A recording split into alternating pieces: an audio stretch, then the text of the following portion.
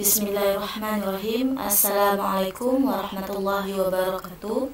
Saya Dwi Saputri Dharma dari kelompok 4. Nah, saya akan menjelaskan lapangan. Nah, sebelum saya menjelaskan, ini adalah nama-nama dari kelompok 4.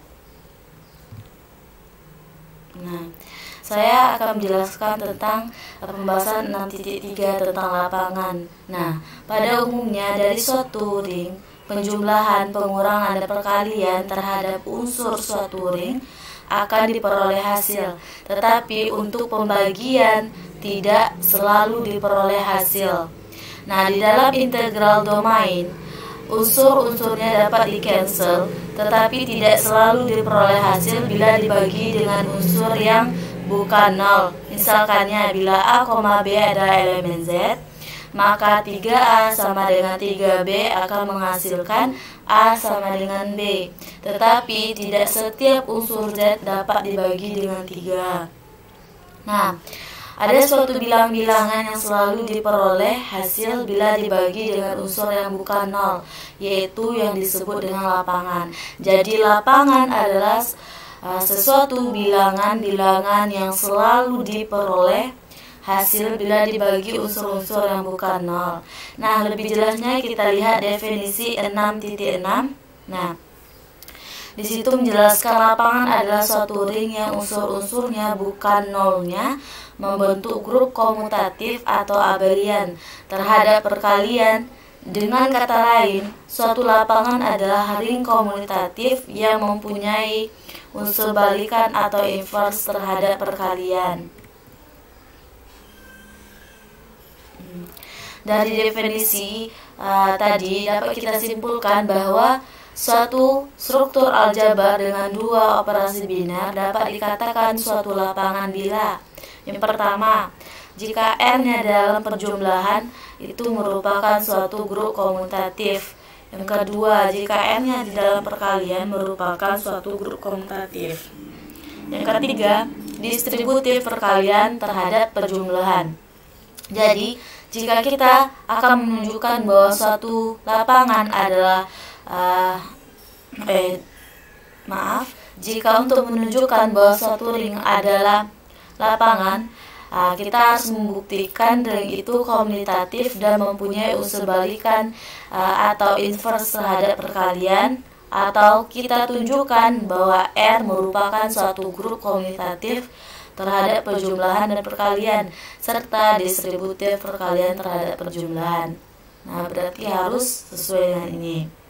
Nah, kita ambil contoh dari 6.7. Misalkan P di mana anggota P adalah genap koma ganjil dengan P sub Z adalah suatu ring komutatif, akan ditunjukkan bahwa ring komutatif tersebut adalah lapangan.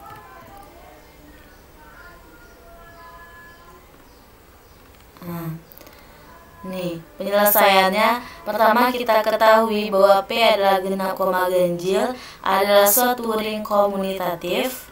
Nah, syarat dan lapangan adalah ring komutatif yang mempunyai unsur balik atau inverse terhadap perkalian.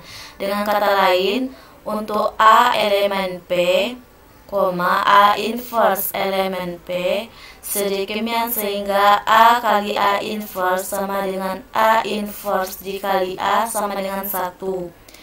Nah, berarti telah diketahui identitas dari P adalah E sama dengan ganjil.